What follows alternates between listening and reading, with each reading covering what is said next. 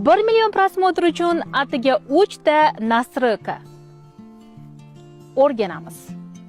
Buning uchun Instagram ilani nastroykasiga kirib olasizlar va birinchi o'rinda nastroyka kontenti bo'limiga kirasizlar. Ko'rganinglarda sizlarning videolarni rekomendatsiyaga chiqishiga to'sqinlik qiluvchi mana bu funksiya yoqib turibdi, shuni o'chirib qo'yasizlar. Ikkinchisi esa pastroqga tushganinglarda kачество va media fayl turadi.